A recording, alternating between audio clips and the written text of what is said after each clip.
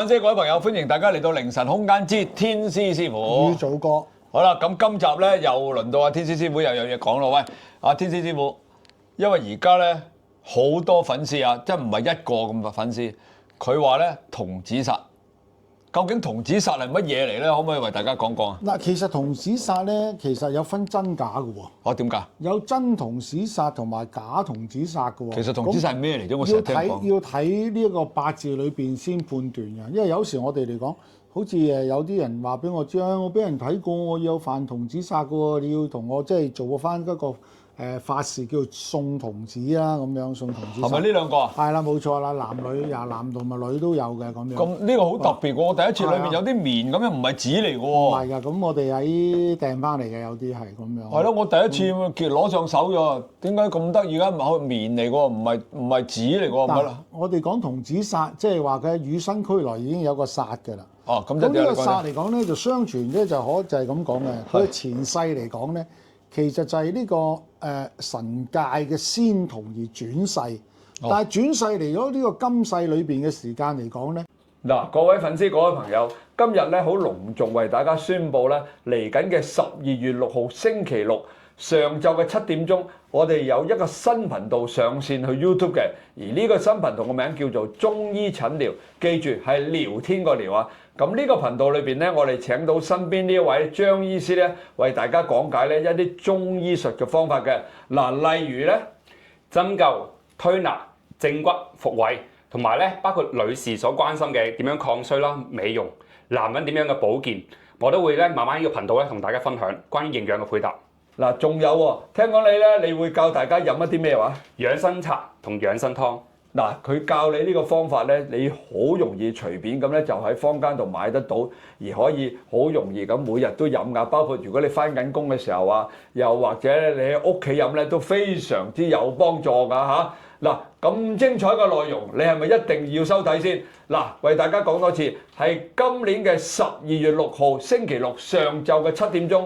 叫做中醫診療就正式上線啦！阿張醫師，我哋首先咧多謝大家嘅支持，好嘛？多謝。我哋叫命運多展，即係嗰個展字嚟講就好難寫㗎啦咁樣。咁咧，無論佢喺健康啊、婚姻啊，尤其是婚姻啊，最常見係婚姻啊，同埋呢一個叫做事業啊，各樣嘢嚟講咧，都比平常人所受嘅苦更加多。嚇！即係話好轉折啦，譬如好似我哋有時做咗一個係咁樣嘅，你真係聽起上嚟，你都真係覺得匪夷所思嘅。點解會咁咧？佢本身喺香港最頂級嗰間大學讀書啦，好靚 OK 啦，OK 啦，咁啊錯讀完工程嚟講咁樣，咁但係嚟講咧，佢又唔知點解咧，揾嘢做揾極都揾唔到。咁啊，另外嚟講咧就係話咧，拍拖拍極都唔好嘅噃，好奇怪嘅喎。咁好似同屋企人嘅關係嚟講咧，又越嚟越差，因為點解咧？第一嚟講個事業又已經係做唔到工程師啦咁樣，但係後尾咧就都好英文好，走咗去教書。咁咧就但係嚟講咧，喺生活上面各樣嘢咧遭到好多波折嘅，譬如佢教下書就突然之間咧係出現咗啲問題嚟講，個學校要同佢解約㗎，即係咁樣好得意啊！讀工程喎，大佬讀工程好似讀 mechanic 做咩？即係機械工程好似係嘛？咁啊英文好好啦，咁當然喺香港即係喺香港最頂級喺香港島嗰間大學讀島大，咁樣嚟講即係人才嚟㗎啦，已經叫做學霸啦咁樣。咁但係咧就好得意嘅喎，喺佢嘅生活之中嚟講咧，又唔知點解嚟講咧，就係話早期嚟講咧，即係考呢個會考咧，咁佢考得都幾好嘅。咁咧就讀咗呢個叫做 high level 嘅以前，其中有一個個案同呢個唔同㗎。咁跟住然之後又轉咗去，再讀多一年，跟住讀 A level 先入到去嘅啫咁。咁但係嚟講咧，就話有啲咧喺佢讀書嘅時間，佢唔係唔叻嘅喎。我見到佢話讀書又好叻啦。你諗下香港啲大學好勁㗎嘛，都8間都係咪先好 top 㗎？天之驕子嚟㗎嘛。出到嚟講應該嚟講，哇揾份高薪厚職啊，跟住然之後拍拖啊，生兒育女啊，又4仔㗎嘛。以前係咪有車仔啊，有樓仔啊咁等等。但係就唔知點解嚟講咧，硬係個運勢好差。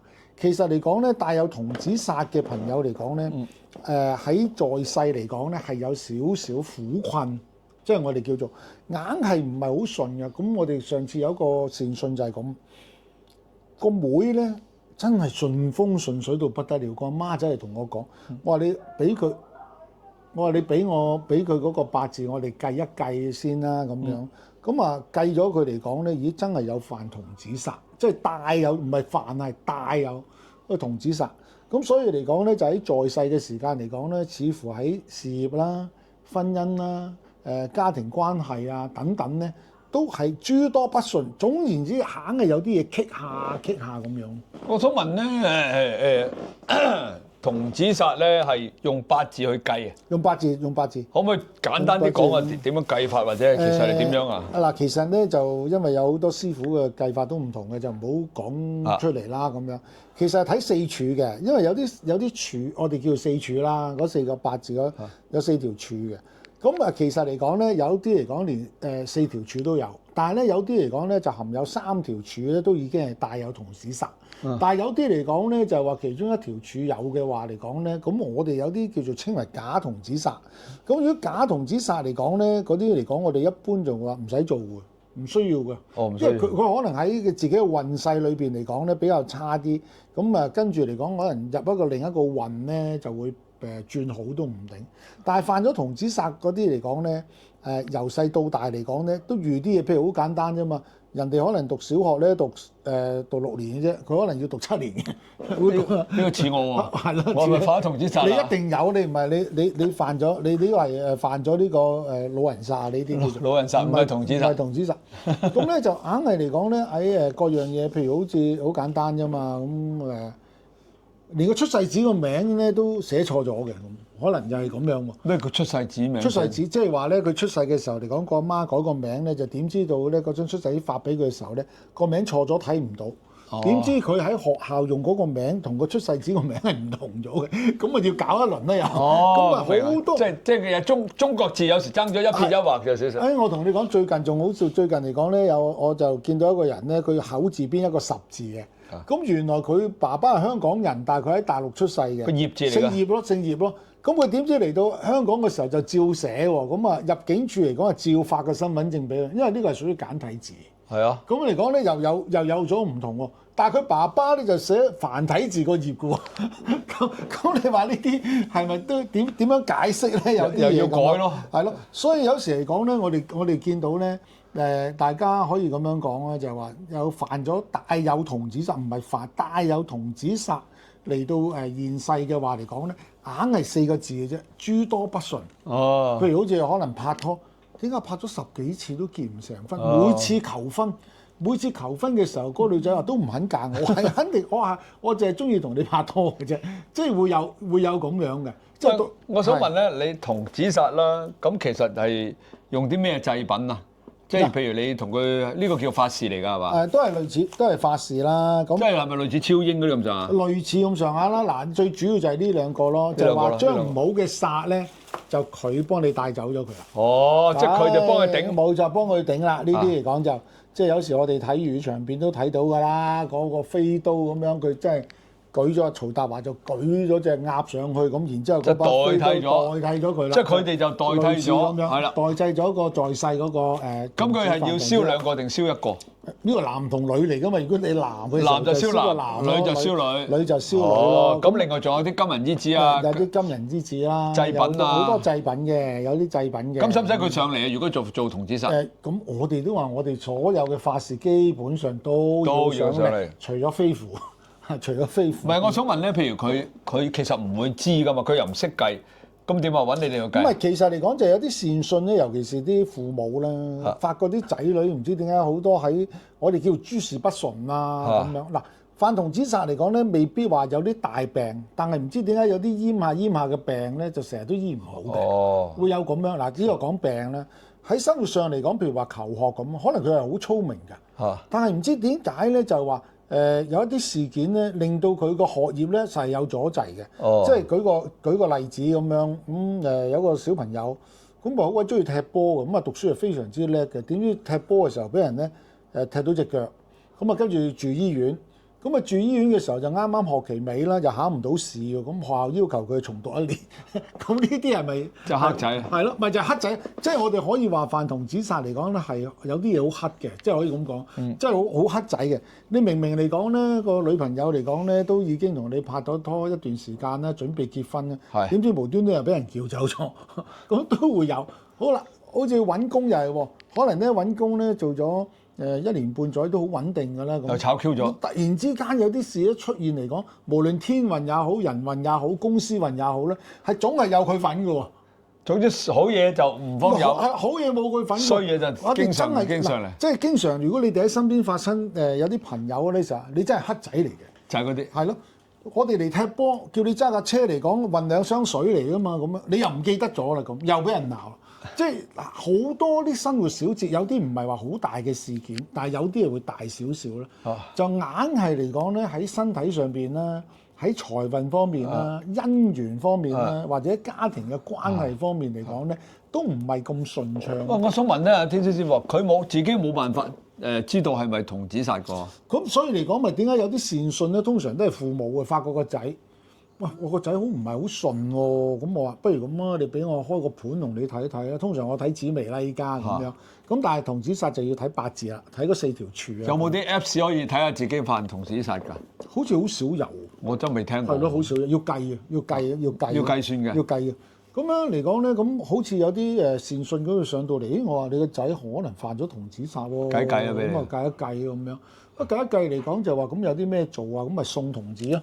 呢啲咯，係咯，送童子啊，呢啲咯，呢啲咯，係咯。咁啊，送童子殺嚟講咧，就希望佢各樣嘢都會改善咯。希望樣嘢，你明明好似佢個盤可能嚟講咧，其實嚟講唔係太差嘅。我見有幾個都係，個盤個天盤真係唔係太差嘅。點解咧？有啲嚟講啊，3期會命啦，即係我哋叫做啦，讀書又叻啦，咁啊外表又唔係差啦，咁個人嚟講又有謙恭又有禮啊，真係好仔一個。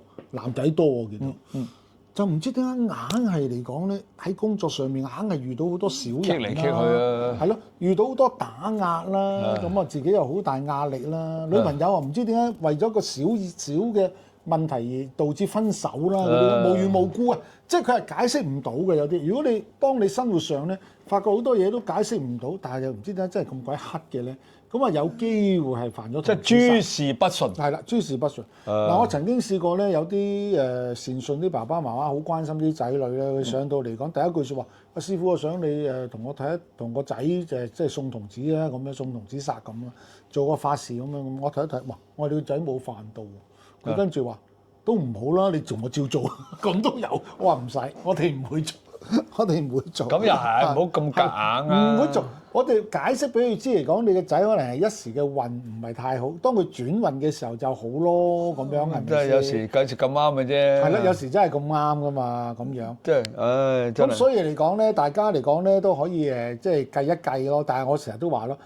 要分清楚係真童子殺定係假童子殺。點分真？假都唔識計，點分啫？咁或者揾我哋嚟計咯。如果計咗嚟講，我哋話根本唔需要做嘅就唔需要做咯。咁啊死火啦真係！我諗啲粉絲啊嗱，寫留言留到暈咗，係咪都計一計？你死啊你！唔緊要㗎，我哋啱啱先今日又接到個善信嚟講，要計4個。咁我哋話咪照做咯，唔緊要㗎。計到下有就有，冇冇。譬如好似我哋呢啲咁嚟講咧，我哋就係當我哋一個諮詢咁啦。但係就真係你哋係有需要先，就唔好話失驚無神咁樣，又喺度諗到啲過癮喎，懟10個俾阿師傅玩下都好喎。你冇事冇幹就唔好話揾我哋話揾童子殺啦。如果你真係發覺到你啲仔或者你自己啊，即係俗啲好似阿師傅咁講，哇諸事不順嘅，明明到手嘅生意又俾人搶啊，明明升職個位到你又俾人攞咗啊，明明嗰啲嘢係屬於你嘅又變咗唔係你咧，咁你先至好揾我哋。因為其中一樣嘢嚟講咧，你俾咗個八字嚟講咧，咁我都會開個盤。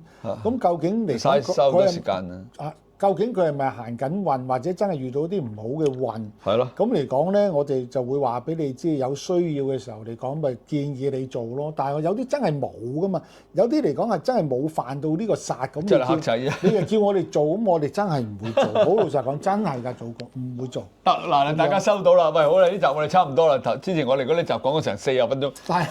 今集我哋唔好講咁長，唔好講。有啲粉絲投訴。費事講，因為好似話咩16至19分鐘係最好㗎嘛。唔係唔緊要嘅，即係如果我哋係有需要，咪講耐啲咯，係嘛？係啊係啊咁啊，童子殺係差唔多啦，同為大家解釋咗乜嘢叫童子殺。咁如果你發覺你自己真係諸事不順啊，樣樣黑仔有幾咧，樣特點嘅喎。等陣先揾小助手。唔係，嗱有咩特點啊再講多啦。